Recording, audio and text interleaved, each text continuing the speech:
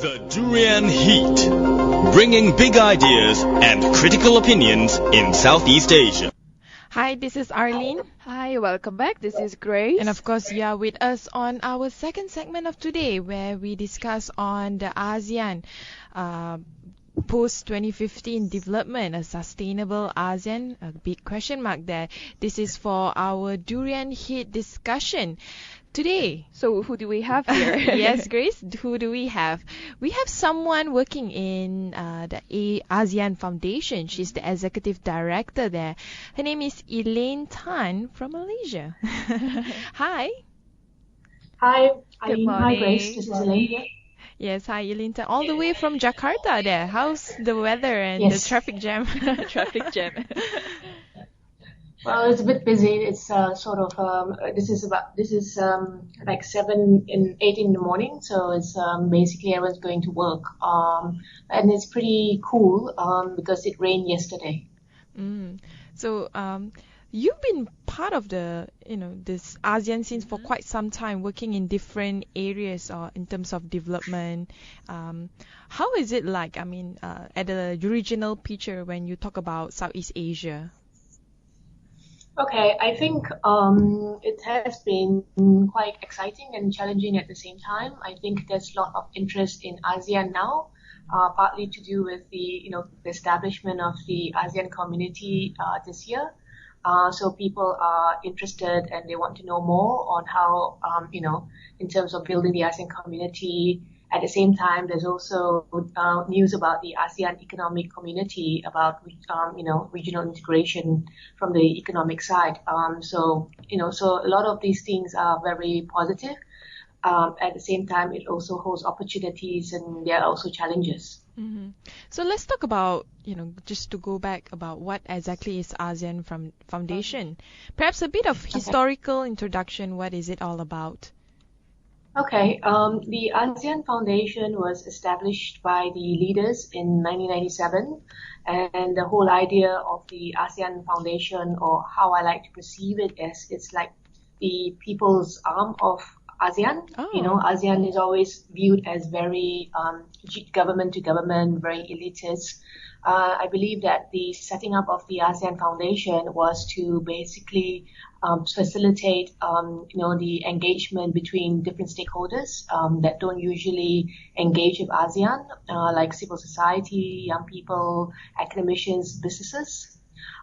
We are an ASEAN organ under the ASEAN Charter. So under that, we are mandated to support the Secretary General in the community building process.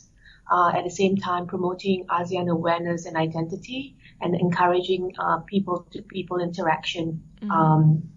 That's essentially, in a nutshell, this is what we are as a foundation of ASEAN. So when people say, ASEAN is this year's ASEAN theme, which is the people-centered ASEAN. So I guess the responsibility will fall under you guys at the ASEAN Foundation.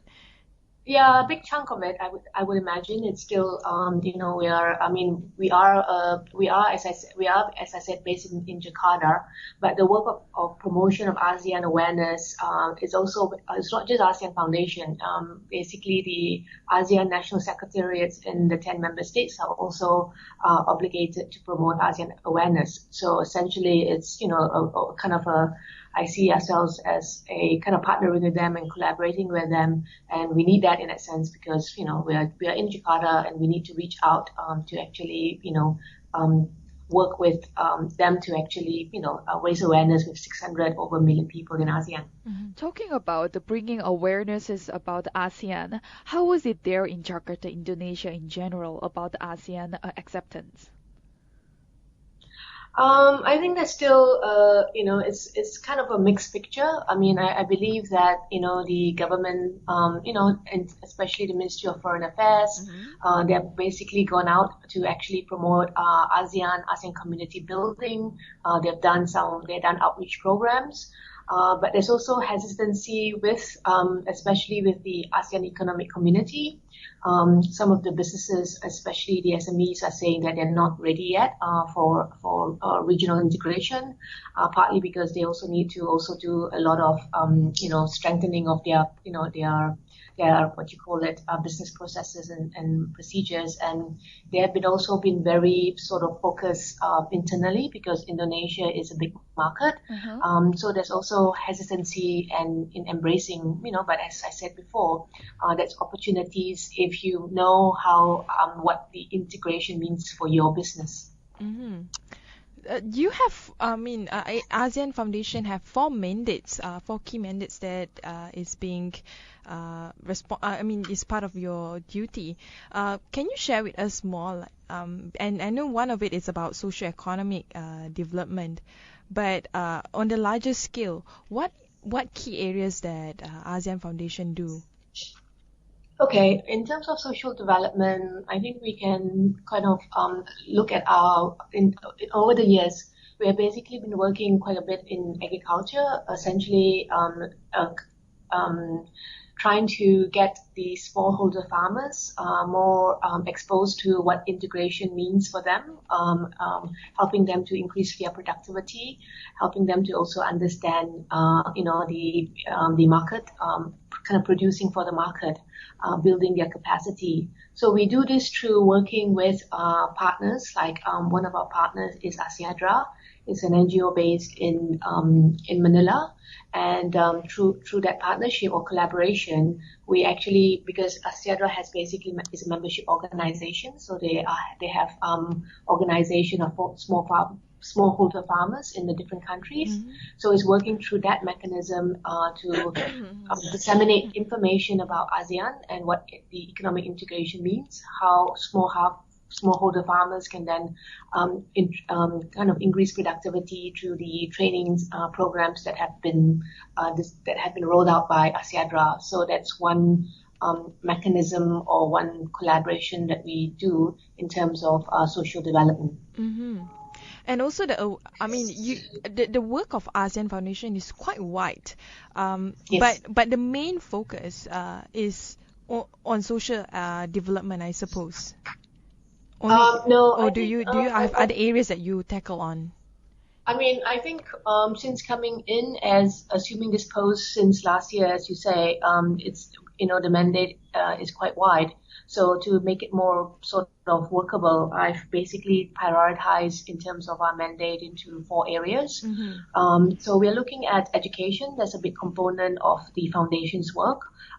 We have been providing postgraduate scholarships since our inception. Since 2000, we've been providing postgraduate scholarships to encourage ASEAN nationals to consider studying in ASEAN universities.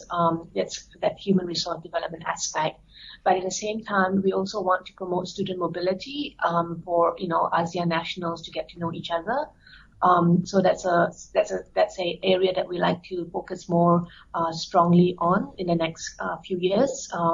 In view of building an ASEAN community. So we believe that there's a need for mobility of students to understand each other better, and appreciate our differences and respect each other's culture. Besides acquiring a education from an ASEAN university, so that's a big chunk of our work. The other area that we like to also do is in arts and culture. We have been supporting also programs or working with people in the puppets. So we work with puppeteers and with textiles in ASEAN as a way of appreciating our diverse cultures. So this is one area. The other area that we actually also would like to do more is basically media development, basically getting journalists to write more about ASEAN or report about ASEAN, that not necessarily around the summits, but basically what ASEAN has done for the ordinary people. And we want to continue also engagement with ASEAN, with the diverse stakeholders. So one group that continues to have our attention is the smallholder farmers. And we also like to work with businesses to actually promote corporate social responsibility.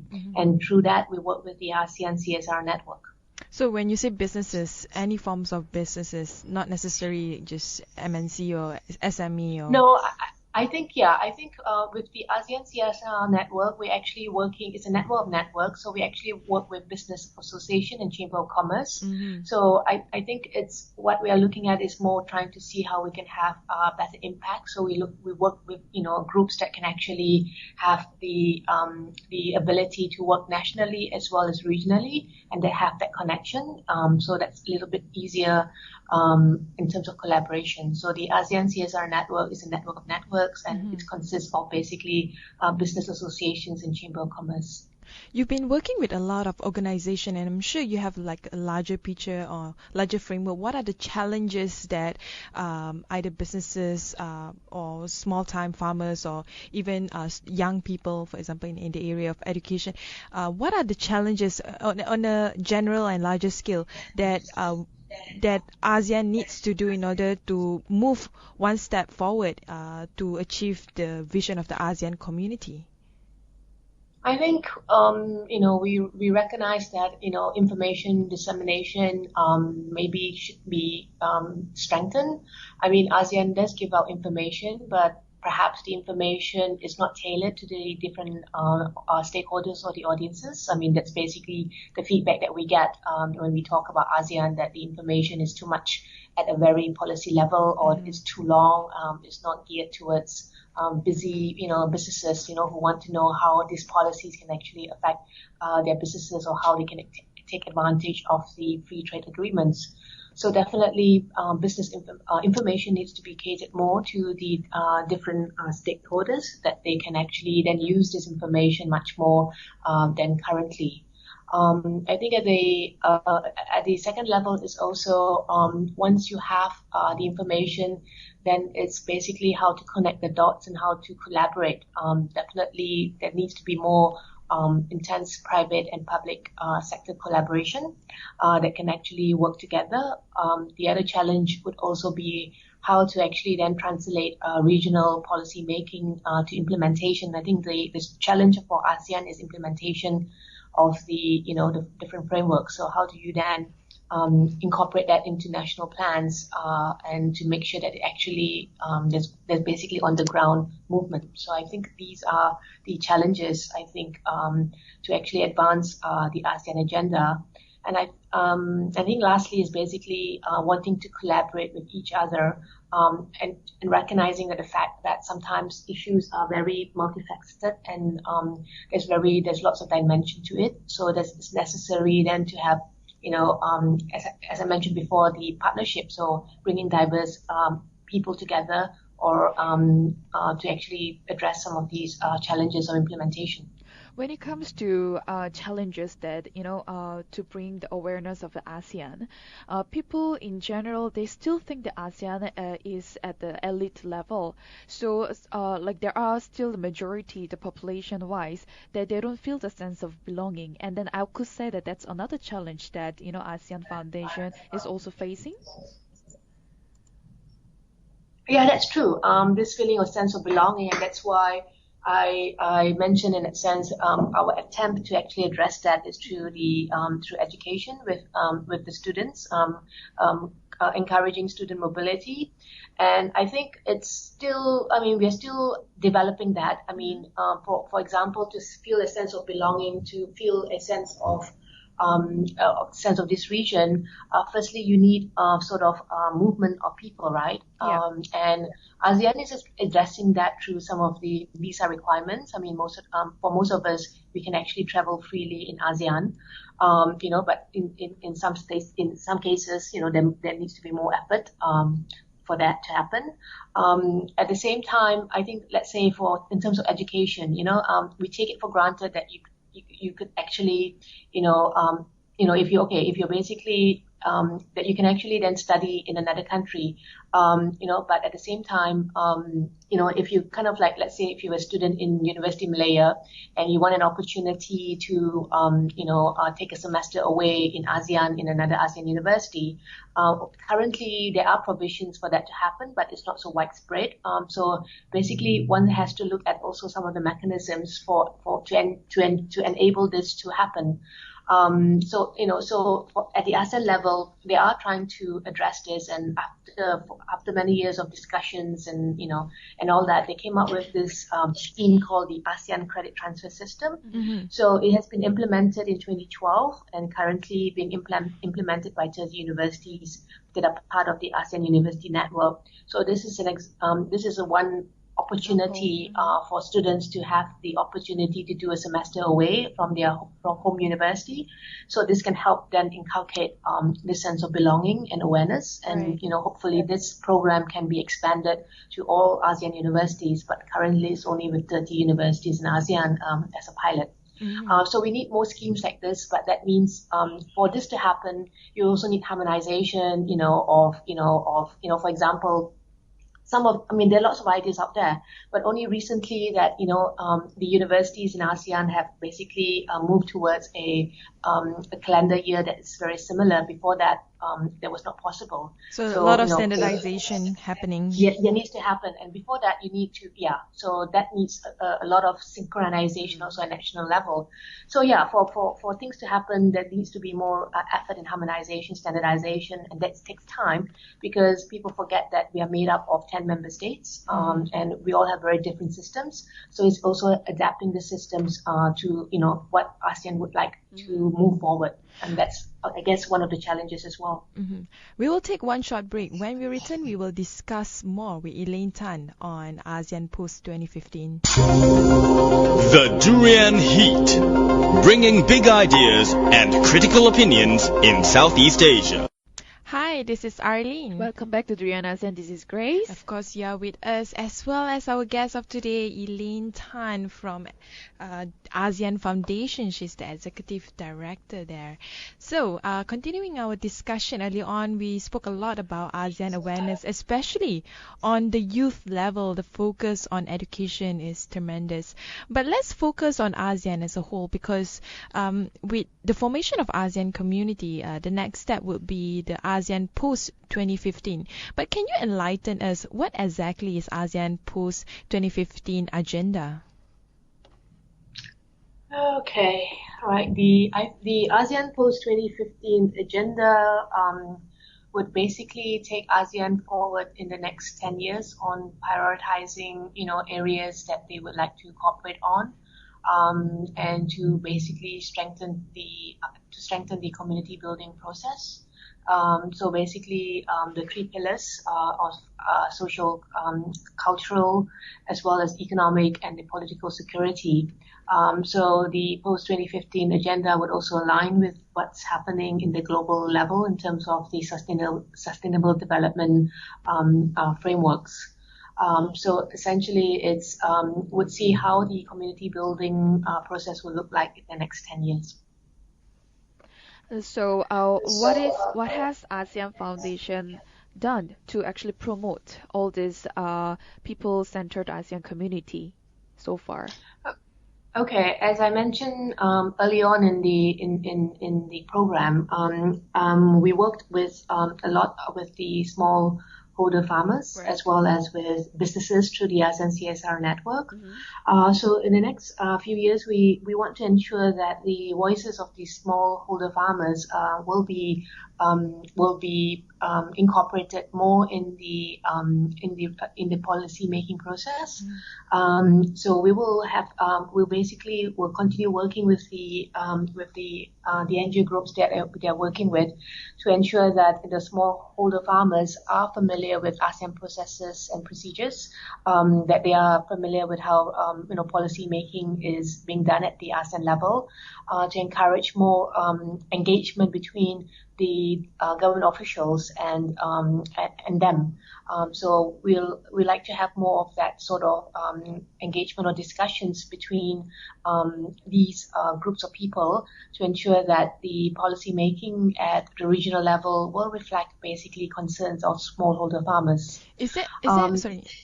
I was wondering, is there a disconnection? Because you mentioned that you want to widen the participation of people on the grassroots, especially small-time farmers, in terms of policy formulation. But currently, do you think that there's some form of disconnection between policymakers and also people on the grassroots in ASEAN? Okay, I think I like to just highlight in that sense that there is currently engagement with civil society or different stakeholders, but it depends on the different pillars. I think the pillar for socio-cultural, I think the sectoral bodies are much more open or much more receptive, maybe because of the nature of their work. But under political security and economic, I think more work needs to be done because there seems to be either very limited and engagement should be definitely widened. So it's not to say as a whole, as a whole, ASEAN is not engaging, but I think that needs to be more work in certain in the different pillars for an engagement to be much more active. Mm-hmm. ASEAN as a whole is different from country to country, especially when it comes to economic development. So what is the priority of ASEAN Foundation? Do you focus on different country with different agenda, or do you only focus on sectors that is related to agriculture or things that are related mainly on those like small-time farmers and all that, in countries where the economic development is much more on the backside rather than countries like Malaysia or Singapore, where their economy are more progressive and focus more on sectors that are non-manufacturing or non-agricultural focus? Okay, it's just sort of historically, because we do see agriculture as a big part of ASEAN economy. There's still sort of a lot of development or rural areas in ASEAN that needs sort of assistance. And the foundation work has been traditionally working with smallholder farmers at a regional level. Basically, what are their commonalities that we can actually work together to actually support their capacity building or their interests. So it's how we can actually then share experiences. For example, in terms of Singapore, in that sense, it's okay. Yes, they do not have, they are very industrialized. They're in financial services, but it's basically how they can also looking at, if you kind of like look at Singapore, they do also have, in terms of a little bit of agriculture, in terms of their aquaculture industries. So it's not to say that they don't have. So it's basically when we work. It has to be at a regional level, looking at issues that are common to the member states, and then sort of making the cooperation or assistance. And it's more of from the advocacy side, and also at capacity building. Mm-hmm. So that means you do focus on all 10 different countries, but with different areas when it comes to capacity building or in terms of sustainable development. Yeah, I mean, I guess that's correct. In terms of sustainable development, I mean, the idea of sustainable development is to make sure that the future generation is able to, reap what we are currently experiencing. So to basically, so I would say that we do focus on agriculture, but helping to ensure that the advocacy side and capacity building. Mm-hmm. What are the other communication flow other than all the small farmers reaching to NGOs to raise their issues or voice out? The communication flows. In terms of the communication flow, I would say that It's also through the exchanges that the farmers groups actually themselves Right. experience. It's the networking. I mean, okay, they bring having the ability to bring them up to the regional level, there's also opportunities for them to understand what are the experiences or the challenges of farmers in different countries. And that can also allow for, networking and sort of understanding the challenges or, how to actually do things differently. So the communication channels is basically networking exchanges, and that continuing of the, what ASEAN has can contribute to that. And we saw this when we helped organize a carnival in Chiang Mai in January with Mayo University. So we brought some farmers groups in that sense, and they had an opportunity to showcase their products. So it's an opportunity for them to learn, to also be inspired, because some of them also had young farmers. So basically learning on how you can actually then draw or inspire more young farmers. What were the strategies used, and how. So these communication in terms of networking exchanges are very useful for not just for information dissemination, but also deepening a sense of identity, and also recognizing how a particular group of farmers in a particular country can be more successful, and learning from that experience. Very interesting. But your focus when it comes to the agricultural sector, is it mostly from countries in the Indochina area, which is Cambodia, Vietnam, Laos, and Myanmar? Do you focus on countries, more developed countries like Malaysia or Singapore, or do they have totally different priority? I think that as I said before, we want to work with all 10 member states if it's possible. If not, then it's basically then trying to link up, for example, the CLMV countries, Cambodia, Laos, Myanmar, and Vietnam, with perhaps more advanced like Thailand or Indonesia or Malaysia, or basically drawing from the strengths of each member state to actually then support the capacity building or the sharing of experiences. So from that perspective, I think it's more of how we can actually learn from each other, how we can share information, experiences, and how we can then strengthen work at the national as well as the strengthening of the networking and collaboration process. Let's talk about sustainable development, because it's such a big word when it's such a big word that is the major focus globally. But in ASEAN, just ASEAN post 2015, how much of the values and principles of sustainable development is infused in the ASEAN post 2015 vision and mission? Definitely, it's sustainable development is very relevant, and yes, it's a very huge word, but at the same time, you must remember that it's also reflected in the ASEAN Charter, which came out in 2008. So the spirit of it, I think, will still be relevant. It's now more of how do we go about implementing this and bringing different parties together. I mean, for example, how can businesses play a part in sustainable development? And a lot of focus is on the AEC, and so how can businesses also contribute to sustainable development? And I guess in the post 2015 agenda, it's more of trying to strengthen or leverage on collaboration with different parties. Not just lip service, but basically making sure that it happens.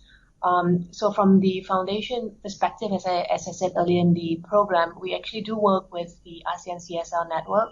There's a network of business associations and Chamber of Commerce. So it's basically getting them to also, incorporate sustainable development in their business strategy, and working on standards and harmonization to ensure that, ASEAN becomes a region that is more sustainable in the way we look at things. that will enhance also, food security and environment and agribusiness competitiveness. So there are actually workshops which have been conducted on sustainable development goals and also to deal with the key issues regarding the ASEAN, like including food and like mentioned your energy security and the quality education and so on. And how often is the workshop? I'm sure, well, I mean, there's lots of workshops sort of being organized. I think the challenge is trying to make that connection, Right. and that's, I think it's a challenge because sometimes I would definitely agree that workshops are being organized, and the challenge is basically then making the connection and making sure that we all have a common understanding and a common way to move forward, and that's, I think, it's the challenge. A lot of your work, as I mentioned earlier, very broad. Even though you have focused to more focus towards youth and also on small-time farmers. But in terms of trying to conduct the work, is funding a big challenge for ASEAN Foundation or for ASEAN as a whole, since ASEAN Secretariat itself do not really receive that huge fund in comparison to other regional blocs like European Union? Yes, of course, funding is always a challenge. I mean, it's something that we need to. There's always something constantly at the back of mind. How do we actually mobilize resources? But I tend to sort of also be also pragmatic about this, in that sense. This is going to be, for a non-profit organization like the foundation, that's going to be our main bread and butter. So definitely resource mobilization is key. But I also try to look at resource mobilization also not just in the financing, but it's how we can leverage on partnerships and collaboration and how we can work together. And I think that would make things a little bit easier, as well as much more effective and efficient. So basically, leveraging on that sort of relationship, I think that's one way of also trying to overcome some of the funding constraints. So yeah, definitely funding is an issue, but it can be overcome to a certain degree by sort of like, working with and, through different mechanisms and partnerships. So I guess the key word here is partnership and leveraging different partners. Anyway, we'll take one short break, and then later on we will ask more questions about lessons that we can learn from European Union when it comes to create a more sustainable ASEAN. The Durian Heat, bringing big ideas and critical opinions in Southeast Asia. Hi, this is Arlene. Welcome back. This is Grace. And of course, we are still with Elaine Tan, Executive Director of ASEAN Foundation. So we talked about ASEAN Foundation and then the ASEAN the awareness and how the ASEAN Foundation has been working on. But the question here now is to create more sustainable ASEAN. What are the lessons that ASEAN can learn from EU or perhaps the other organization? Okay.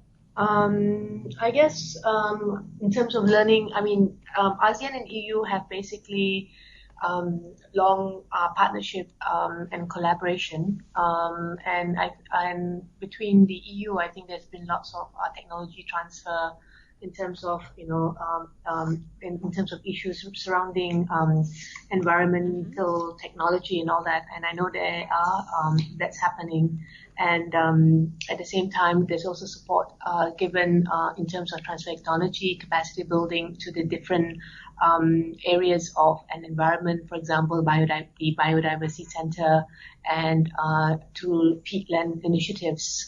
These are just one of the few areas that the EU ASEAN are cooperating on. And I think lessons to learn from this is also about partnership building, bringing in the different stakeholders together with civil society, with businesses. And I think this is something that we can definitely learn from the EU experience in terms of working on sustainable development. And from the ASEAN experience, you mentioned earlier that partnership is key to what ASEAN Foundation is all about in terms of trying to reach out as many stakeholders as possible. So, if so, I guess on the larger scale, I mean, when it comes to a stronger ASEAN, I guess a stronger civil society is important.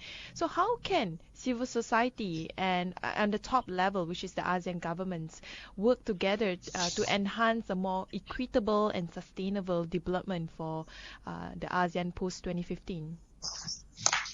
Okay, I think one takeaway would be, in that sense, to understand, what ASEAN is and what it can do, and also the recognition that ASEAN is also made up of 10 member states.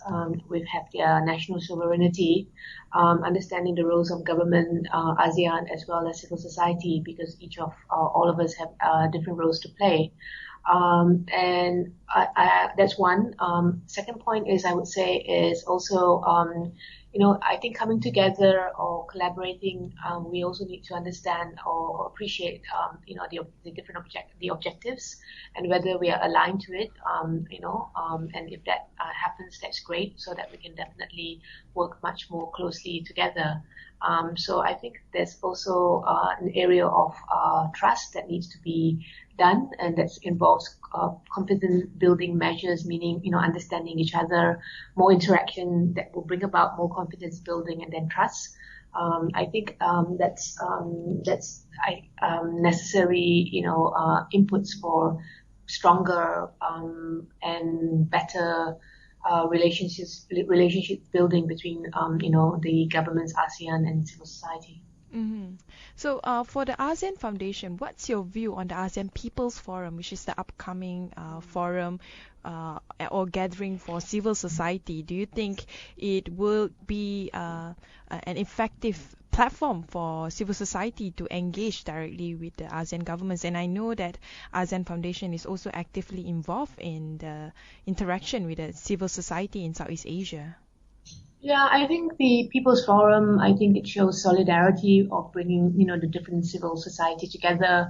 I guess it's one year in, one period in a year, you bring, very different groups of people together to discuss issues. I guess it's an opportunity to network, to kind of keep abreast of what's happening.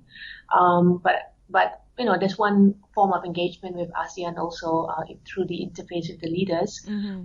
But at the same time, we also advocate in that sense that if you want, more sustained, more continuous, and more productive engagement, it's actually much better done at the sectoral level, and that's where you do see more, more, I guess, follow through and more openness in that sense, because as you know, ASEAN has very different levels, and it starts at the bottom, and it's basically with the technical people. So that's one way of kind of like for civil society to get your issues across, and it's sometimes much better if it's understood at the technical level, mm-hmm. and then gets translated by talk through the the senior officials, the policymakers. So yeah, I mean, for me, I think it's a good it's one good way, as I say, or once a year that all civil society from ASEAN comes together to discuss.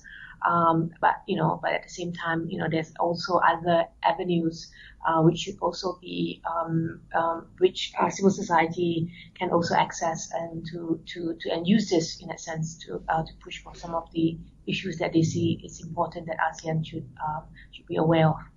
So, on the sector of agriculture, because we talk a lot about it, is there a committee for that on the ASEAN level besides engagement with the ASEAN Foundation? Well, I mean, yes. At the ASEAN level, basically, the what you call it, the mechanism is the highest level would be the ASEAN ministerial meeting on agriculture and forestry, and that will then it gets and then the level underneath it would be the senior officials meeting, and then you have the various technical groups that would meet.